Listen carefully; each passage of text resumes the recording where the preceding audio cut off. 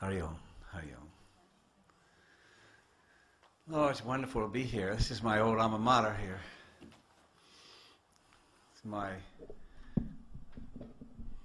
This yoga community. Thank you, thank you. Seeing Gurudev almost alive there tonight. Touch my heart. Touch my heart. Now, the old days, I would maybe give a little talk before him. This is like terrible.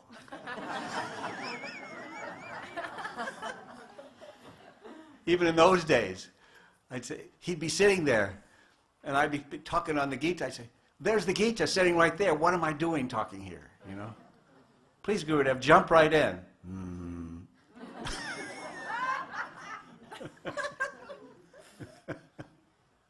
Fortunately, I got Ariel here. I'm safe.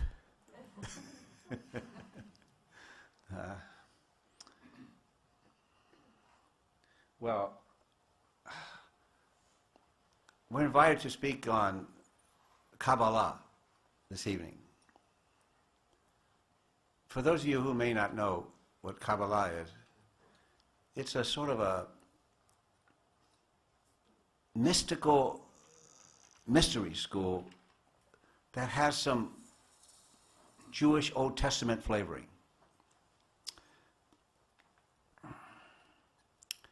And when I thought about who am I to be teaching this ancient wisdom for hundreds of years that the sages taught in the old days, they weren't even open to the last 50 years around. Who am I to be teaching this? It reminded me of when Gurudev told me once, he said, Prahaladan, I want you to be director of teacher training. I said, I've taught a little yoga here and there, you know, but who am I to be director of teacher training? He said, well, Prahaladan, you can always teach beginners.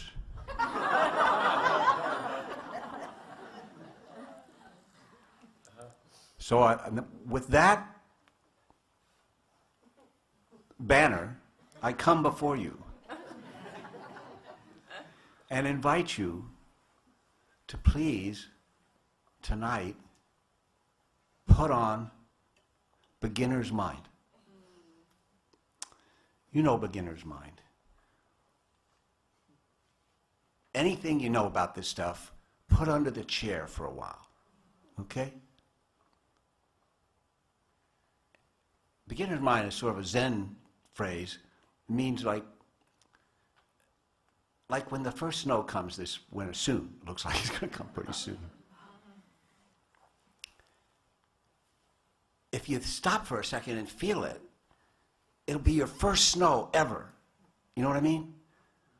If you go out tonight and look at the stars, it'll be the first time you saw them. That's beginner's mind. Just let everything be fresh and new. Not just now, tonight, but all the time. That's beginner's mind. It puts sparkle in our lives. So that'll be helpful. If you put on beginner's mind, then I can pass on some stuff. Because I'm allowed to teach beginners. Okay? And Ariel's steeped in this stuff pretty good, so she can jump in whenever something pops up, okay?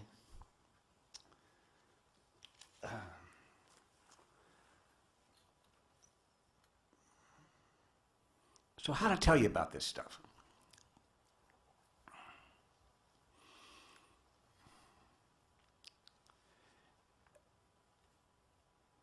We're teaching a program here this weekend, Yoga Wisdom and Kabbalah.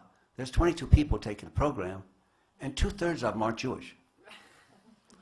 So you don't need to be a Hindu to use the Bhagavad Gita to become illumined.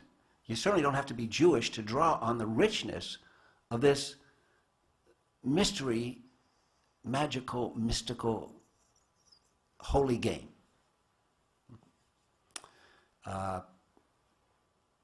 That speaks of the tree of life and the chakra system in yoga, the 7 major chakras, and the tree of life that has all these. Tell you what, I'll read you a line from a powerful, beautiful, mystical, ancient treatise that is alluded to and said to come from our father Abraham. And on that subject, by the way, Gurudev, when he said, you got to be willing to let go of your son. Abraham had already given so many things. He had totally given himself over. Nobody could let go. We can't really, I would have told God, no, I can't let go of my son. I'm sorry. I'll skip illumination. You know? But he was already so far along. He'd already let go of his wife Hagar and his other son Ishmael and gotten them back. So he went up to the mountain, willing to do whatever. He had that surrendered. He was that surrendered. And when he lifted his hand, and his son went with him willingly, Isaac, at age 37. He could have walked away from that old man, but he went with it. In faith of his father and his own faith. And the angel grabbed his hand and said, you can't touch that young man. I know you're 100% here with me, and everything you'll do will be blessings from henceforth. Wherever you go, people will be blessed through you. And Isaac came down a patriarch, too. So, I'm going to tell you a story if I can find this thing.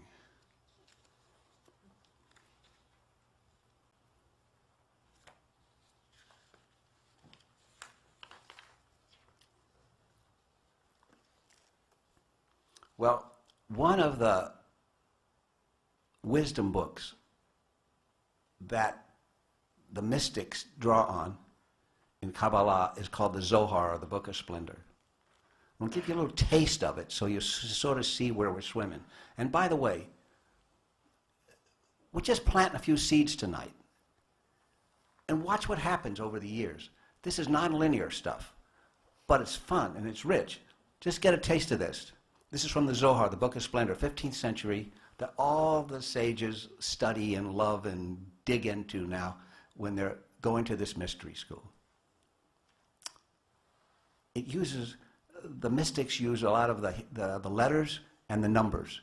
You're playing with mystical images and power symbols with numbers and letters. It says, it's the heart that gets filled with the spirit of wisdom and understanding. The sacred names are filled with great significance and potency.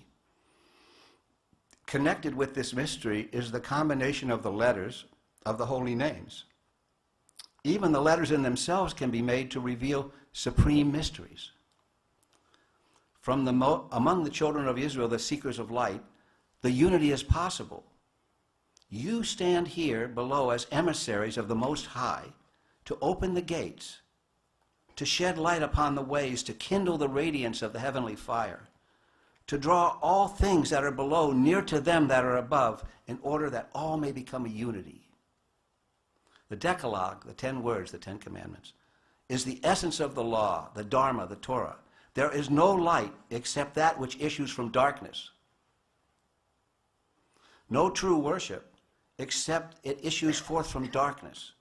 No true good except it issues forth from selfishness. For when a man or woman enters in upon a selfish way and then forsakes it, the Holy One is exalted in glory. All mysteries and all glorious sanctifications are centered in the mystery of 7. They love the number 7. Okay? And the supernal 7th, the upper world called the world to come, is the realm from whence all lights derive their brightness. Were it not for darkness, we would not know what light is. The light that dwells with the divine, with the Holy One, is the light which is revealed out of the darkness. Out of the darkness of the great wilderness, this great light has arisen to enlighten us.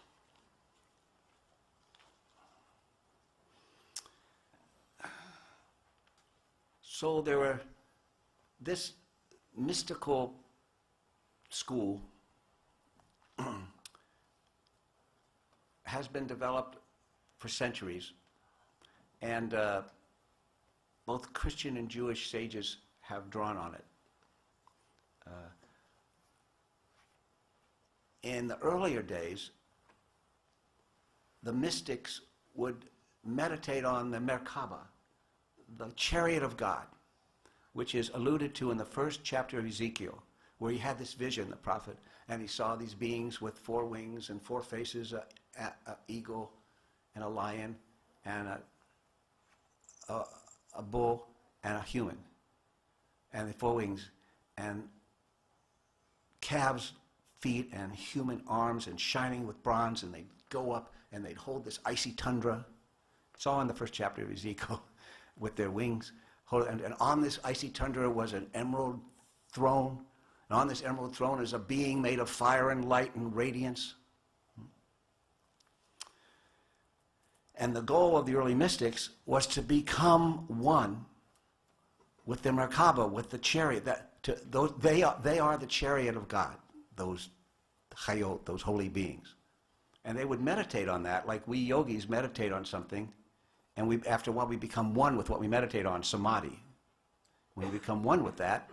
So their goal was to become one with the chariot of God. And in more recent centuries, the Kabbalah practitioners talk about God created the world and poured so much light into the world. The vessels couldn't hold the light, and they broke into little shards, and the job of all of us is to go and get those shards back up into heaven and repair the world. So the more recent Kabbalistic game, if you'll forgive my French, is to repair the world. And the earlier game was to become one with the chariot of God. I personally lean toward the early school. I'm not interested in repairing the world. I'll let God, I'll leave that to God. I got to repair myself. That's my take on it. But a lot of them today are into, like, wherever they go, they want to bring the shards back to the heavens. You want to say anything on that? Okay. So those are the 2 schools that have been afoot for hundreds and hundreds of years. Now, I want to give you a taste of this stuff.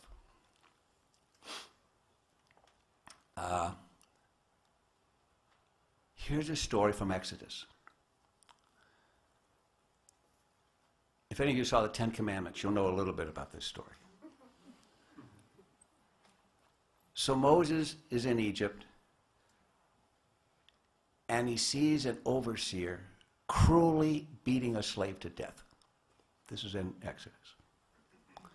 He's so infuriated that he kills the overseer with his bare hands. Then he flees out of the country, because anyone does that rescues the slaves, goes to prison, even though he was in a high family. And he runs away to Midian, a nearby country. And while he runs away, he sees these lady shepherds trying to give water to their flock, and the other shepherds are driving them away. And he drives those shepherds away and helps them give water to their flock. And when they go home and they tell their father, he said, bring him home, bring that man home. Some Egyptian helped us out, he said, bring him home. And it turns out his name is Yitro, and he is the father of these daughters, and he's the high priest of the land. And he invites Moses to come be with him, and Moses stays with him and becomes his student. That's his guru. He studies with Midian. He marries the oldest daughter, Yocheved, I think. And he's working there as a shepherd for years, out in the fields with the shepherds, and he looks in the distance, and he sees a tree smoking in the distance, and it's sort of crackling, but it doesn't look like the leaves are disappearing. So he goes closer and closer, and he sees the tree is burning, and the leaves are crackling, and there's flames, but the leaves aren't being consumed, and the branches aren't being consumed. And he gets really close, and he's looking stunned, and he hears a voice say, "Take off your shoes, you're on holy ground." Now you can be sure that he got his shoes off very fast.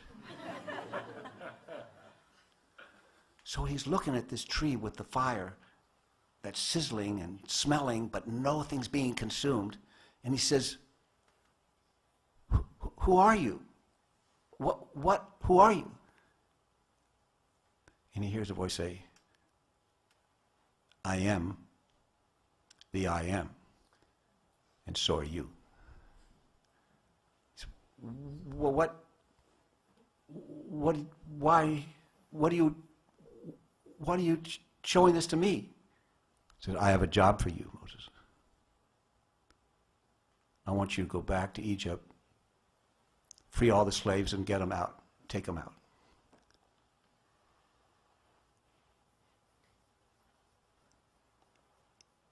So he goes,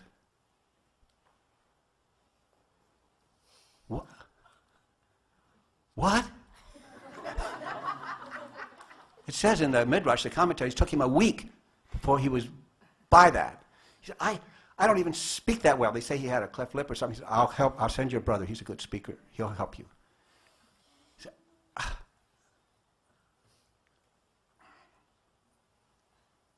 Every one of us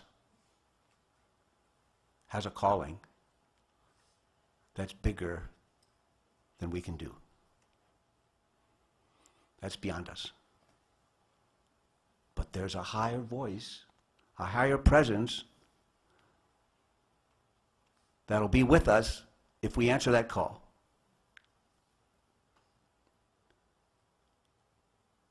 I've been working on some of Gurudev's books, To Know Yourself. If they gave me, hey, he's speaking on the Gita all the time, let's make a book of his teachings on the Gita. Okay, we'll transcribe everything and give it to Prahaladan, he'll edit it and everything. So I edited it, and I brought it to Gurudev. I said, okay, we're ready now, Gurudev, to publish this. But the verses are all in this old English, verily, verily, the oversoul. So can you maybe find another translation? He said, well, Prahaladan, go write one.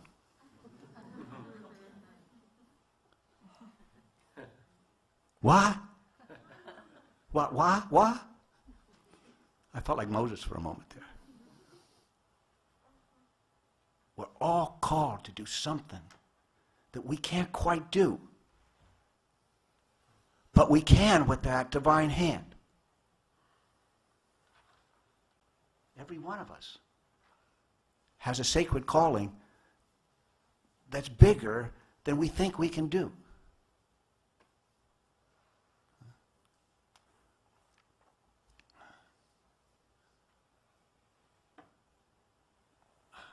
You remember that song, Alice's Restaurant? Who was it that wrote that song? Arlo Guthrie, right? Yeah. You can get anything you want. That was before your time, a lot of you people. At Alice's Restaurant.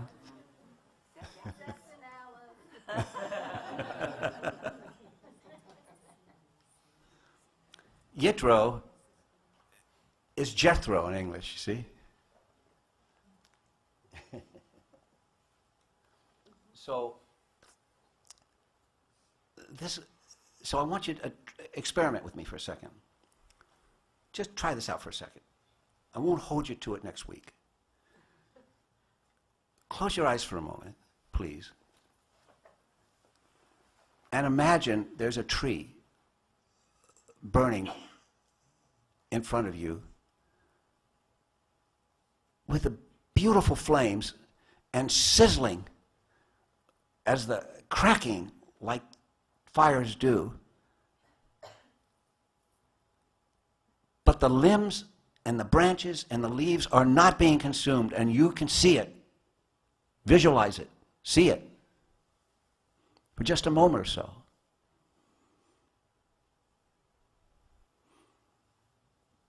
Good. Now, you're practicing Kabbalah. You're using a visualization. And the visualization, okay, you can open your eyes. And the visualization of this nature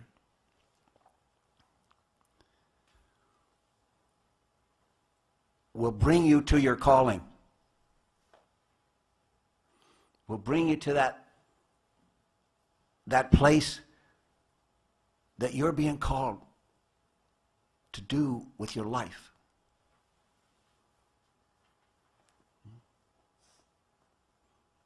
Let's try one more visualization to show you how this Kabbalah works. Close your eyes for one moment again. Wait, don't yet. I'll tell you the story first. In the Exodus story, Moses has finally got, it wasn't easy, by the way, when he said, okay, I'll go back there. And it was not easy. Problems came all along the way. It was a battle. And we have the plagues and everything. You know the story. And finally, he's leading the people out of Egypt, 600,000 men, 600,000 women, 600,000 children, and they get to the Red Sea, and then Pharaoh's coming after him with attacking charioteers, mad to kill. What did I do to let those people go? I shouldn't have. Go get them. He's coming after him. And the people turn to Moses and say, what do we do? What do we do? Look, they're coming down the mountain. He says, be still and see the salvation of God. Be still and see the salvation of God. He puts his staff over the water in the tail, in the scripture, and at first nothing happens till a little boy, from what tribe is that? Naka. A little boy jumps in the water and the water's part. And then everyone goes across on dry ground, and there's a great east wind has parted the waters. They're congealed. The floods are congealed. There's high walls of water. Now close your eyes now. High walls of water on your left and your right. High walls of water. A great wind blowing, and you're going right between the walls of water on dry ground. You're transferring across the water with two high walls of water on either side of you, way up tall, wind blowing like crazy, and you're walking on dry ground. That's another visualization. Okay. And what that does is it takes you to the next level of consciousness. It takes you to a place, it takes you from an old place into new freedom, into a new freedom. Now these visualizations are part of the Holy Kabbalah game. They also use letters and numbers.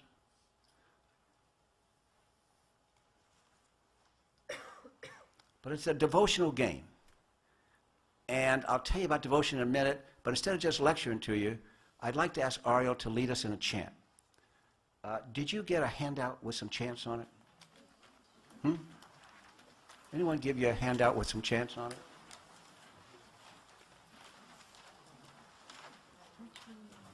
One that says longing at just as the deer. Do you have something that says just as the deer? Yes. Good, good, good. Now,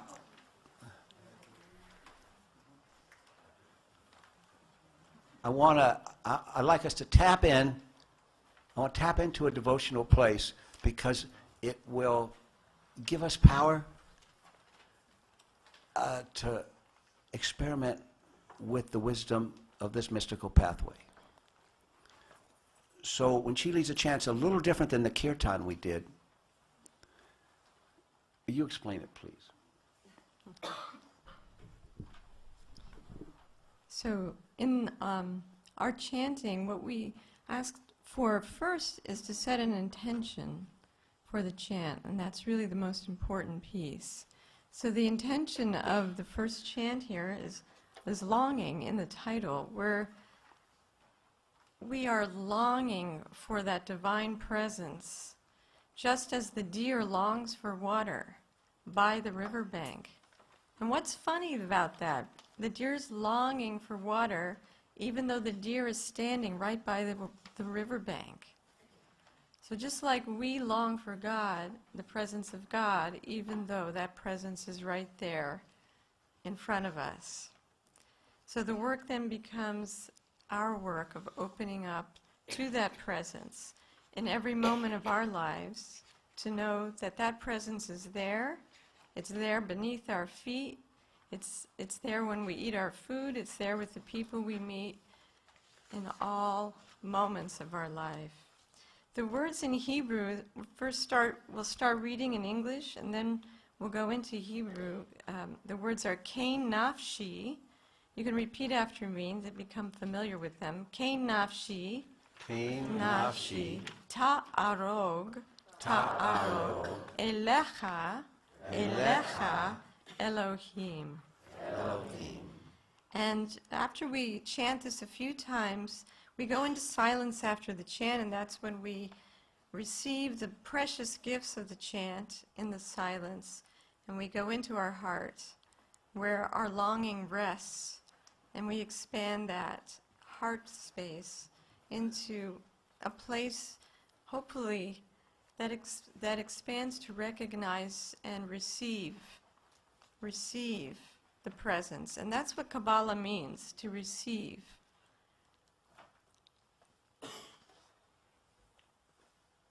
So I'll do it once, and then I invite you to join me.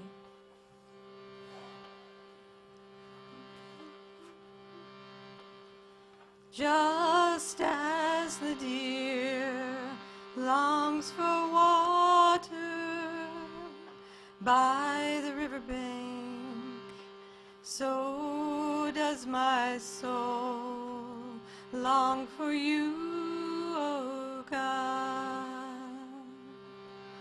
Just as the deer longs for water by the riverbank, so does my soul long for you, O God. Kain nafshi ta'arog alecha Elohim. Try that with me. Kain nafshi ta'arog elecha Elohim. You want to drum, honey? Just as the deer longs for water by the riverbank, so does my soul long for you, O God. Just as the deer longs for water by the riverbank, so does my soul long for you, O God. Kain nafshi ta'arog elecha Elohim. Kain nafshi ta'arog elecha Elohim. Just as the deer longs for water by the riverbank, so does my soul long for you, O God. Just as the deer longs for water by the riverbank, so does my soul long for you, O God. Kain nafshi ta'arog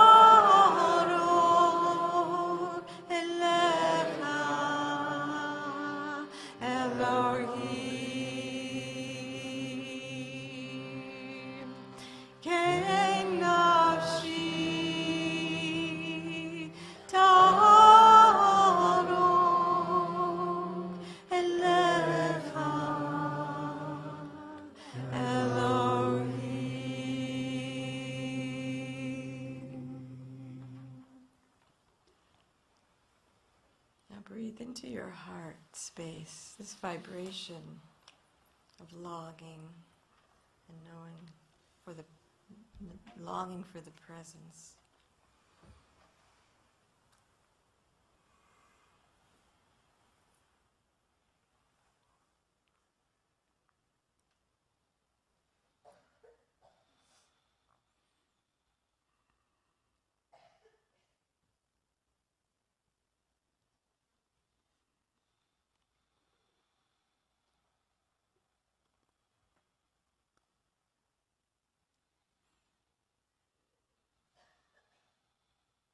Let your heart space just expand into receiving that presence.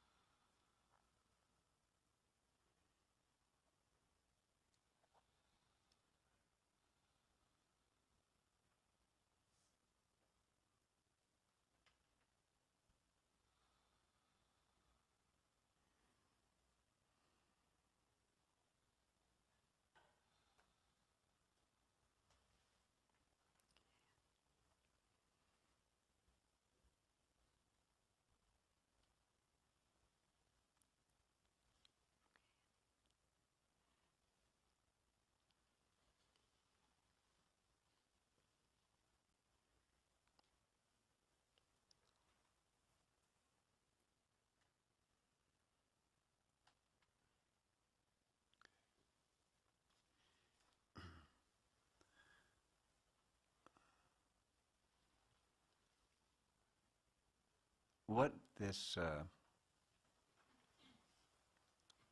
pathway does, or gives us, is some new colors for our mind. As yogis, we want to be careful how we color our minds.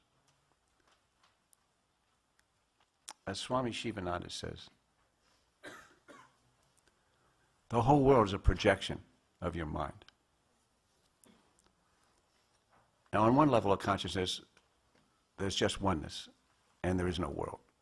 But on most levels, there is a world, and we're dealing with it. And the way we perceive the world has to do with the color of our minds. And that the way our minds are colored is determined by the thoughts that we have.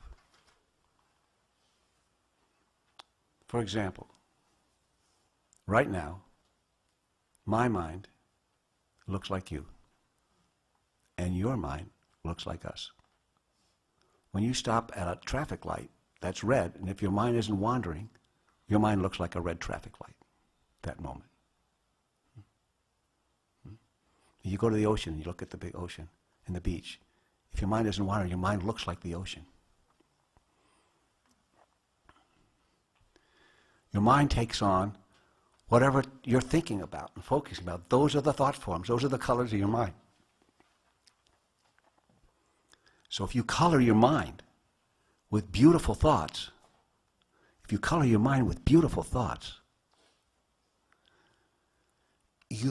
coloring the world you walk around in beautifully.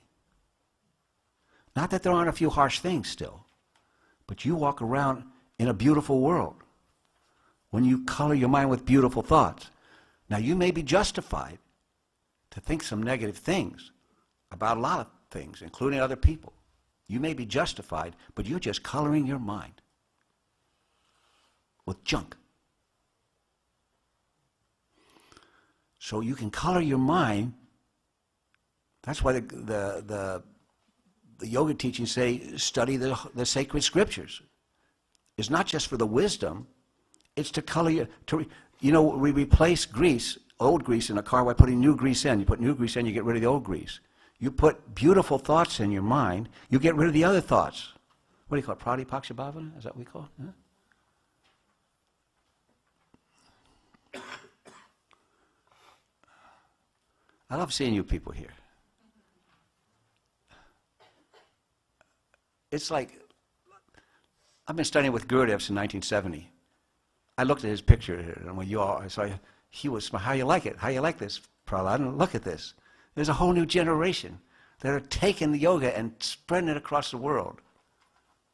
It's just wonderful to see you here. It's great. Your color in my mind really nice. Thank you. So this Kabbalah stuff, I used to say Kabbalah till I went to Israel once and they said, you Americans, you got to stop calling it Kabbalah. It's Kabbalah. Okay.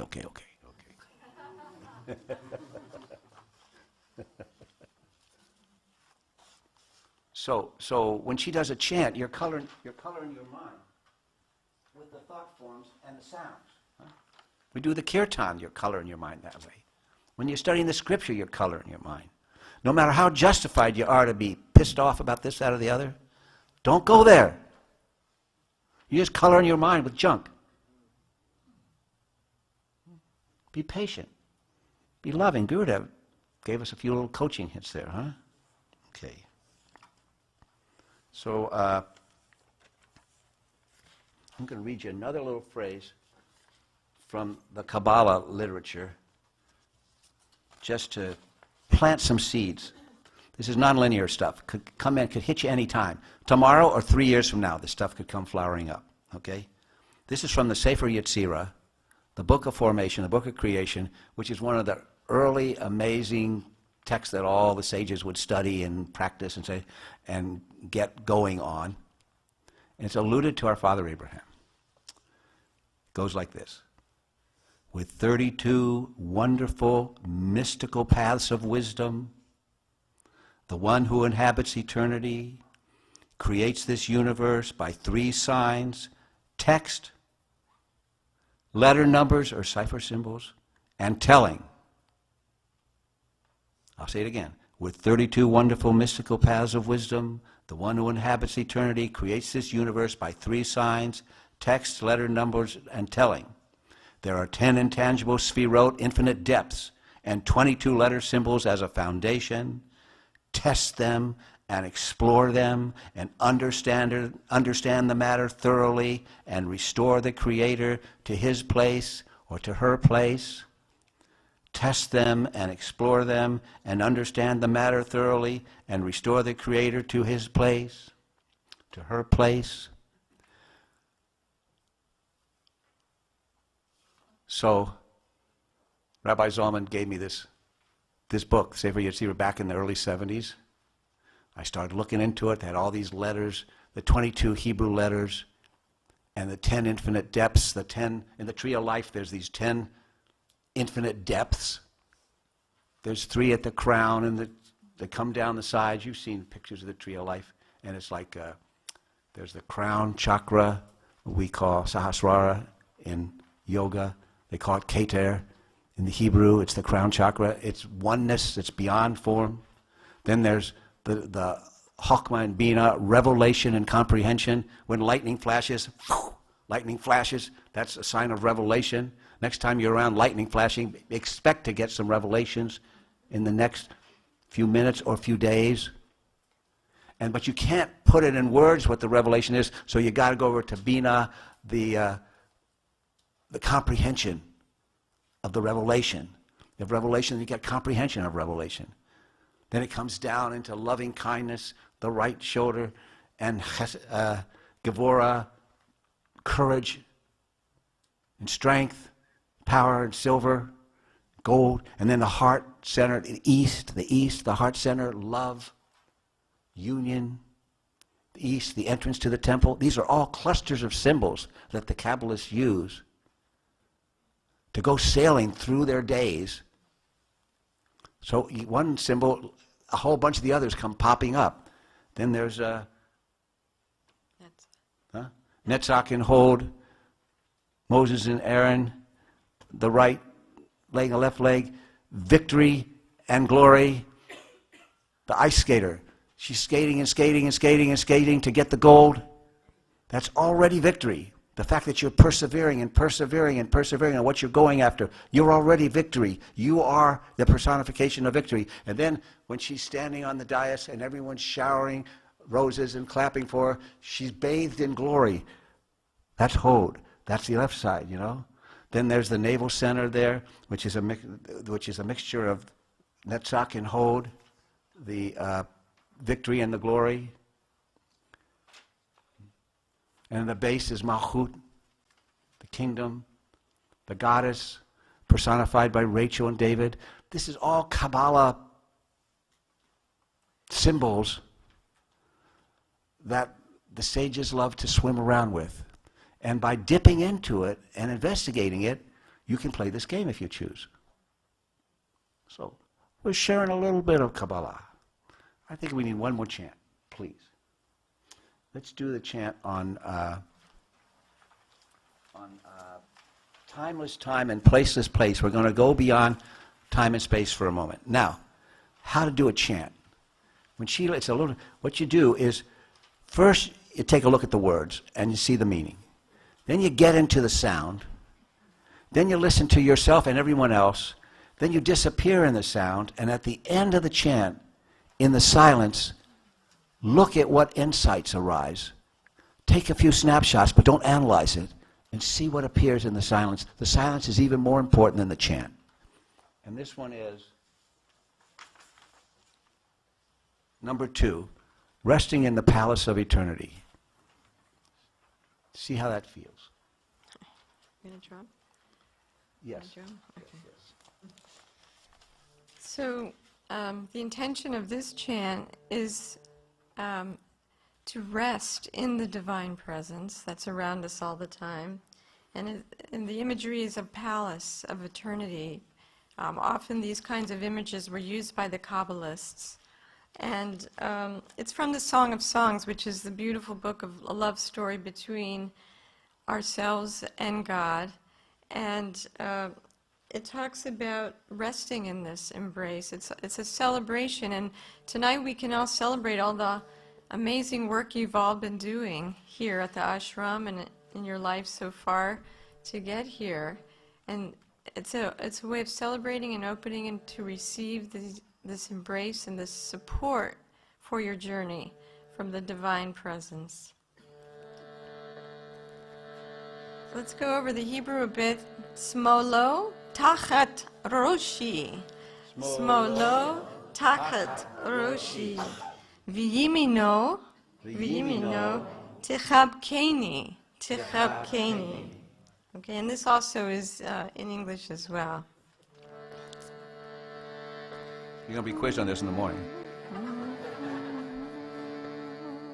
Smolo tachat roshi v'yimino tichabkeni. Smolo tachat roshi v'yimino tichabkeni. I am resting in this divine embrace, oh timeless time and placeless place. I am resting in this divine embrace of a timeless time and placeless place. Smolo tachat roshi v'yimino tichabkeni. Smolo tachat roshi v'yimino tichabkeni. I am resting in this divine embrace of a timeless time and placeless place. I am resting in this divine embrace of a timeless time and placeless. Let's speed it up. Speed it up. Tachat roshi v'yimino tichabkeni. Smolo tachat roshi v'yimino tichabkeni. I am resting in this divine embrace of a timeless time and placeless place. I am resting in this divine embrace of a timeless time and placeless place. Smolo tachat roshi v'yimino tichabkeni. Smolo tachat roshi v'yimino tichabkeni. I am resting in this divine embrace of a timeless timeless time, and placeless place. I am resting in this divine embrace. Oh, timeless time and placeless place. Molo, takaro shivi mino, tekapkeni smolo, takaro shivi mino, tekapkeni. I am resting in this divine embrace of a timeless time and placeless place. I am resting in this divine embrace. Oh, timeless time and placeless place.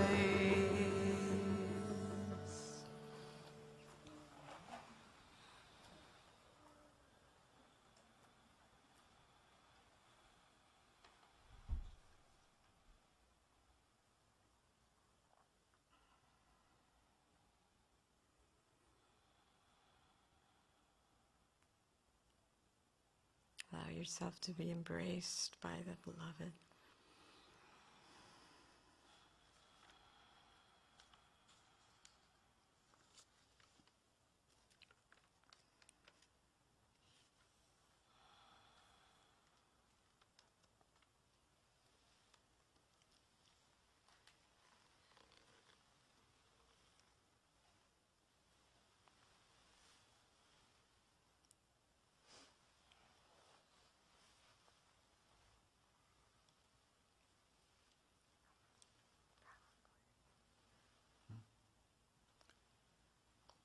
So, I just wanted to give you all a taste of this stuff, whet your appetite a little bit, and if you find it interesting, there's plenty of literature that you can look into and investigate it further. It's been very fun. I've been looking into it for a few years, and it's really enriched my life. It's put some colors in my life. You know, it says in the Bhagavad Gita, Arjuna asks Krishna, "Oh Lord, what are your manifestations in the world?" And Krishna says, "Well, everything's my manifestation. But some places it's easier to see me, to perceive me." You know? And he gives a whole list of things. And one of the places he mentions is when you see amazing beauty, extreme beauty, that's my presence. It's one of the places. When I've been sort of investigating this Kabbalah study, meditations, visualizations, I find myself sometimes looking at the trees, looking at the sky, and just being overwhelmed by the beauty. And I know, hey, this is God's presence. When you see a magnificent beauty, no, that's God's presence. That's right from the Gita. And from this Kabbalah stuff, I've been seeing more and more beauty and running across harmonies and seeing clusters of symbols. It's very beautiful. I can't do it all in one evening, but I'm just giving you a taste. And in the Torah sages that are listed, named, the patriarchs named in Genesis, from Adam to Noah to Abraham, there's all these things. There are a couple of sages known as Shem and Eber. Shem was one of the sons of Noah. They lived hundreds of years in those days. And they say that Shem and Eber had a yeshiva, an academy, that the patriarchs would send their children to study. And the mystics say that that academy is still open for us if we want to go there. But the tuition is very high. The tuition is you've got to be willing to dedicate your life for the benefit of everyone, everywhere. That's the tuition. So if you want to sign up, consider the tuition and jump aboard. Now let's do a closing chant so people can go on with their lives. A node, okay? And get your guitar. Oh, yeah. See number 4 there? Well, let's see if I'm in tune. Wait a second.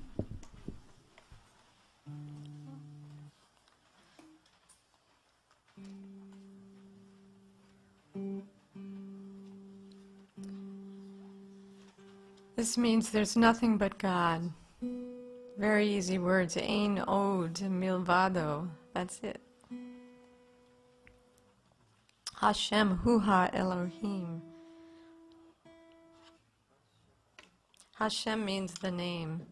Another name of God is just the name. And Elohim is a name of God that's plural. Isn't that interesting? In Hebrew it's plural.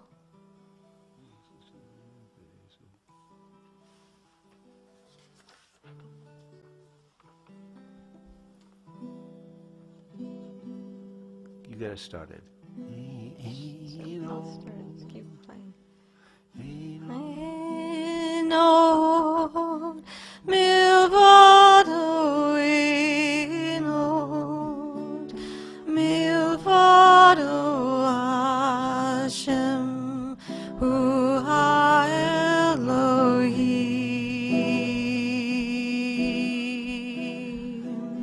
Ein od milvado, ein od milvado, Hashem hu ha-Elohim. Yeah, yeah, yeah, yeah, yeah. Ein od Join me. milvado, ein od milvado, Hashem hu ha-Elohim.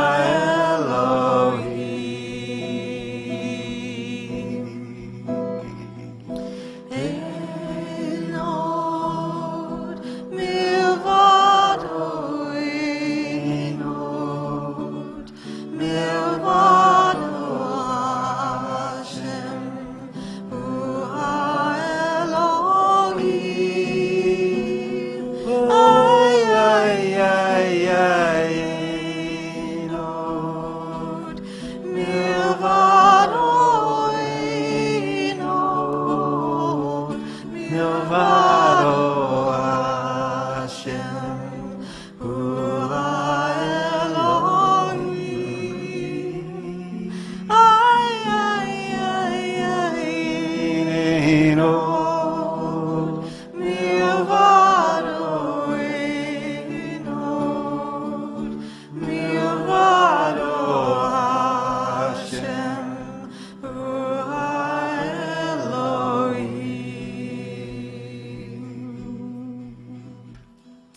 Ein od milvado, ein od milvado, Hashem hu ha-Elohim.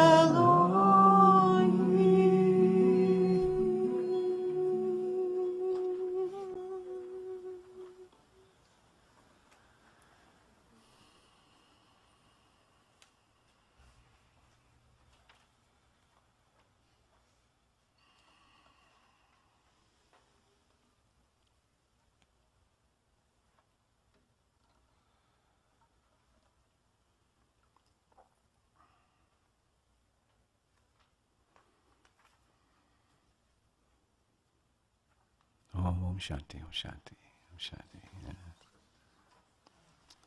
Well, it's wonderful to be here in the company of all you saints and sages. I can see ahead. And to be with you yogis, you American yogis, and you other yogis here that are going to carry the light on, pass on the torch. Take it and pass it along. And be who you're supposed to be 100%. Don't let anything stop you. It's great to be here. Thank you. Thank you, thank you, thank you.